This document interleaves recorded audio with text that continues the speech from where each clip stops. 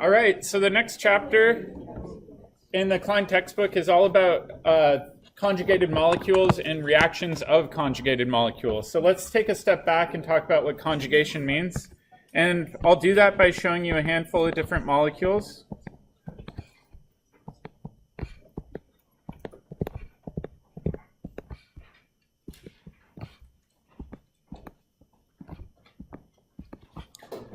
And this one over here, does anybody know what that dot stands for? Carbon. A carbon. Do you know why we put a dot there? Because it looks like a whole. Because it's two double bonds, and without that dot, it looks like one just extra long double bond. So oftentimes we put a dot there to indicate that this is a carbon. All right, which of these are conjugated and why? Does anybody have an answer for that? And what does it mean to be conjugated? We talked about it first term. I heard somebody say it's like resonance. So which one of these have resonance? The first, second, or third? The first one, right? So the first one is considered a conjugated molecule. So let's make a note of that. The easy way to remember that is it's conjugated if there's a lot of resonance that you can do, right? So we can move those pi bonds around in this molecule. All right, this middle one, why can't it do resonance? Well, that in this central carbon here is sp3 hybridized. We can't do resonance through sp3 hybridized atoms, right? So this is called isolated. And then the last one is called cumulated. Why can't this do resonance? Well, let's think about those pi bonds, right? One set of pi bonds is going one direction, the other's going that direction, so there's no resonance that's possible, right? In order to have resonance, you have to have p orbitals that are all aligned. These are orthogonal p orbitals in the cumulated system, so they're not participating in any resonance. So another easy way to remember this is that conjugated systems have alternating double single bonds.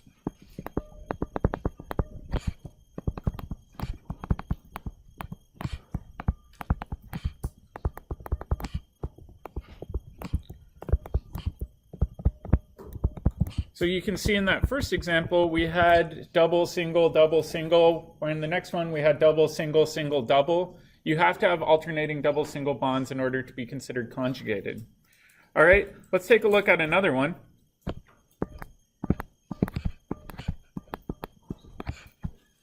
Is this conjugated? Yes, absolutely, right? Just because it's a double bond between carbon and oxygen doesn't mean it's not a double bond, right? So we can go ahead and we can draw the resonance structure where we can pull up electrons to that oxygen. That would be one valid resonance structure. Where now this oxygen has three sets of lone pairs, giving it a negative charge, and then the carbon underneath would be positive. And then last but not least, we can pull this pi bond over, and we can delocalize electrons over to this position. Oxygen still has a negative charge, and our positive charge is now going to be on that carbon. All right, so my question for you has to do with this bond right here that I've highlighted in yellow. Do you think that's going to rotate very easily? Why not?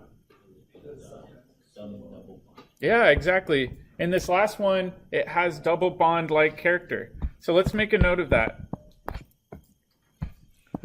So this bond has restricted rotation.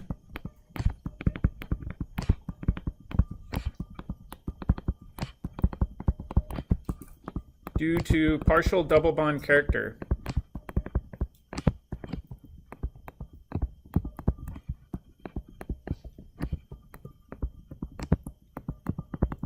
Does it mean it has completely restricted rotation? No, it's only partially a pi bond. If we think about this resonance structure on the left-hand side, it's a minor contributor because we don't even have complete octets, right?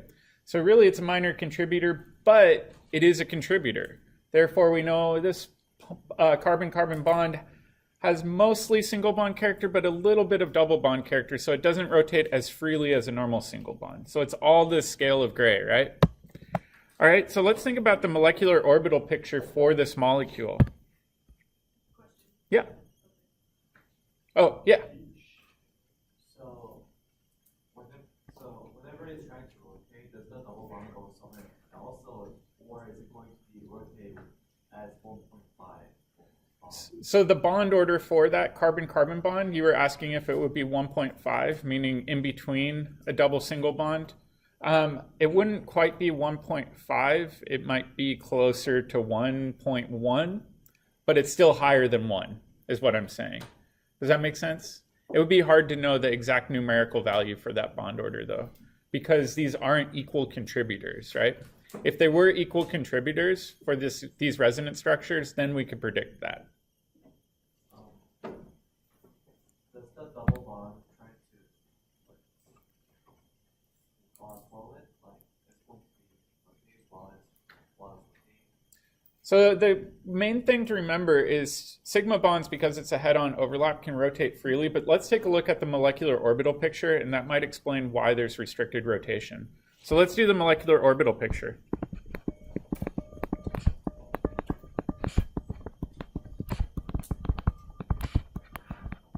All right, and I'm just going to redraw this molecule down here, just so we have it as a reference. If we think about this carbon on the end, what's the hybridization for that carbon? sp3. What about this carbon? sp2. This one? sp2. This one? sp2. And last but not least, the oxygen? sp2, right? I didn't draw the lone pairs in there, but we can assume we have two sets of lone pairs on that oxygen. So really, the carbon on the far left is going to be sp3. Everything else is going to be sp2. Okay, so now let's go ahead and draw this on its side, and I'm going to kind of break it apart like this. And bear with me. The carbon on the far left we know is sp3, which is kind of uninteresting, so I'm just going to draw in all of the hydrogens like that. However, all of the three carbons that are drawn are sp2, which means that they have these p orbitals sticking up and down, right? In addition to the oxygen, which is why I kind of offset it like that, so it'd be easier to draw. So if we think about it, we've got a hydrogen kind of sticking out in the back off of this one, hydrogen sticking forward here, but we've got a lot of pi bond character being shared between these, right? So we've got pi and pi. And then if we think about the resonance structure, I'm going to go straight to that last resonance structure. We can draw it a little bit differently.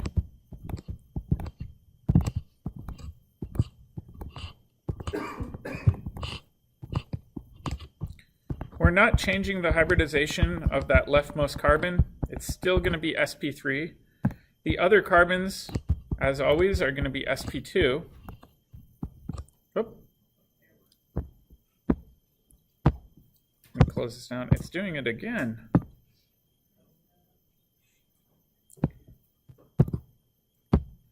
All right, so this will be sp2 with a p orbital. But now we're going to have pi bond character on this interior bond, which is why it has partial restricted rotation. This carbon over here is going to now have a positive charge because it has an incomplete octet. Let me actually draw in all of the other hydrogens. And then the oxygen is going to have two extra electrons hanging out in this p orbital, and it's going to have a formal negative charge on it. So these are the two resonance structures. The reason we have restricted rotation is because of this partial pi bond character that's essentially semi in place but not permanently in place. It's kind of in between a double and a single bond. So it is pretty interesting to think about these. They have very, very unique reactivity and unique spectral properties due to that restriction of rotation. Yep.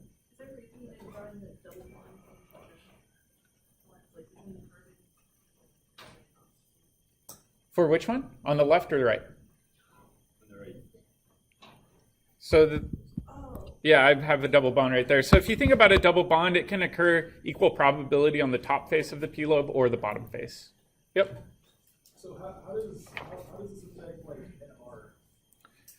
It affects it a lot. If you have restriction of rotation, that changes where signals might show up. So we might, if we have time, we'll talk about it tomorrow with NMR.